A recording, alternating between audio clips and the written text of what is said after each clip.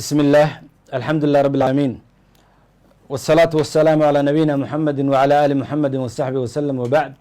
waxaan rabaa halkan inaan jawaab ka bixiyo ku saabsan shir shalay halkan ka dhacay magaalada muqdisho koox culimada Soomaaliyeed kamid ay ku qabsatay culimada dariiqooyinka sida ayaga sheegeen waxaana qodobo ka soo baxay qaarkood ay taabanayeen waxna u dhimayeen wadajirka iyo nabad ku wada noolaanshaha ummadda Soomaaliyeed waxayna meel ka dhac ku ahaayeen diinta islaamka waxayna xambaarsanayeen fikir lamida fikirkan hadda Soomaalidu ay ka wada hortimid dadka raba inuu xoog fikirkiisa ku galisiyo.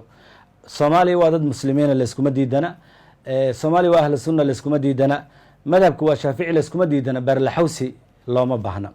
Ayadoo intaas la isla ogol yahay qof ku waajibi karta ma leh dariiqad amba manhaj u gaara. Islaamnimadu waa shay waasica oo balaaran oo ka wanaagsan waxa suuradaha dadka qaar ay u labisayaan. islaamku uu ka waasicsan yahay uuna ka balaaran yahay xisbi amba dariiqo. magaca ahlu sunnana wuu ka weyn yahay magaca koox amba qabiil. waa magac ummadda muslimiinta ee madaahibta afarta ah u nisba sheegato ay wada leeyihiin waa maaha magac ay leedahay dariiqooyin amba dariiqo amba koox saxwo amba suufiye gooni u leeyihiin ma aha. sidaas daraaddeed waxaan ku baaqaynaa in laga joogsado baaqyada dhiilada ku dheehan fidna kicinta ah. dalku hadda wuxuu ku taagan yahay in dhibaato taagneed la zuuliyo yaan dhibaato kale ummadda dhexdeeda lagu abuurin. marka ayadoo saas jirto in xamar iscajabisid kaligaa shir dhigatid kaligaa garta goosatid alaysa minkum rajulun rashiid qof caqli leh ma joogin miyaa shirkaas. marka la leeyahay waa dadka ashcariyiin waa junaydi tulaab cilmiga xataa ma yaqaanin iska dhaaf ashcariye iyo tasawuf iyo iskaba dhaaf.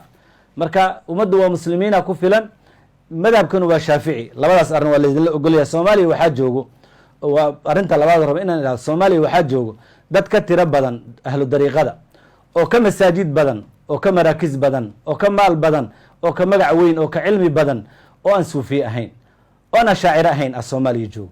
marka haddaad adigu tiraa maba joogaan 100% anigaa joogo kaalayo fikirkaaga ma dhici karaa inaad dad xoog kula waajibiso. waa kan hadda lala dagaalayo la diidan yahay in fikir qof ou dadka iyo dalka iyo diinta uga hor yimaado wax la aqbali karana maaha. dowladnimadana dan uma aha, diintana dan uma aha inaad isku daydo fikir yar aad adigu aaminsan tahay inaad ka dhigto waajib. ijtihaadaadku way iskhilaafi karaan, aaraadu way iskhilaafi kartaa. diinka islaamka muqadas ah, islaamnimada muqadasa, wadajirka soomaalinimadana dhowrid iyo ilaalin mudan. wax gaara oo qof gooni u leeyahay amba xisbi amba daa'ifo in loo ilaaliyo ayada ha ilaashato. caqiida cawaamkaaga adiga akhriso, caqiidadaada ilaasho, shacariyadaada adigu baro, laakiin qofaad ku qasbi karto amba dadka lagu qasbaa waa waajib in la yidhaah taas horena looma aqbalin, haddana ma dhici karto. ummadda Soomaaliyeedna fidno iyo jujuub way ka soo daashay, haddana ma aqbali doonto. tan xigto oon raba inaan idhaahdo midnimada ummadda Soomaaliyeed iyo nabad ku wada noolaashaheeda iyo dowladdan curdankaahee kufka ku jirta sidii dalka amnigiisi iyo horumarkiisii usoo laabi lahayd yaan lala hoos imaan lagula hoos galaangalanin in shaatigeedii dadka loo xirto dadka kale dhibaato loogu geysto. dowladnimadu waa shay la wada leeyahay ummadda Soomaaliyeed oo dhanna ay leedahay, mana laha koox amba saxwa amba suufiya. waxaa iska leh Soomaalida.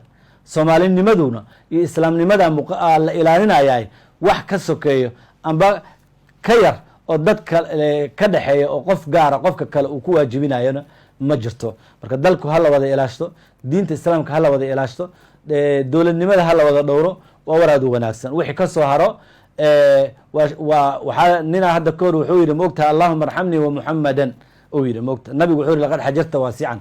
qofka rabo Soomaaliya waa wada dariiqo, waa wada ashcariyo, cid kale ma joogto inuu yidhaah islaamnimada weyneyd iyo wadankii faraha badnaa iyo ummadii Soomaaliyeed wax shaaran u gelaynaad ku cariirinaysaa ka daa.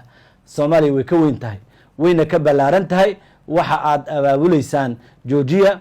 islaamnimada muqadasa waxa ka sokeeyo firqo amba koox amba xisbi shaatigiisa ummadda lagu jimiin karana ma jirto. soomaalinimada ha deeqdo iyo islaamnimadu dadku waxa ka sokeeyana han laka joojiyo. dowladnimada ha la wada dhurto, waxa ka sokeeyo la dhowranayo iyo shaararka yar cariiriga ah la tolanayo hana laka daayo. intaasaan rabaa inaan idhaahdo. si aad ugu adeegato Premier Wallet kaliya taabo batanka Pay ku aadi kaamirada QR-ka goobta aad wax ka iibsanayso, geli lacagta iyo faahfaahin kooban. Taabo Next. Kadibna Confirm. Ugu dambeyntiina geli MPIN-kaaga si aad u dhamayso iibsashada. Premier Wallet waa habka ugu casrisan ee aad ku adeegan karto maalin kasta.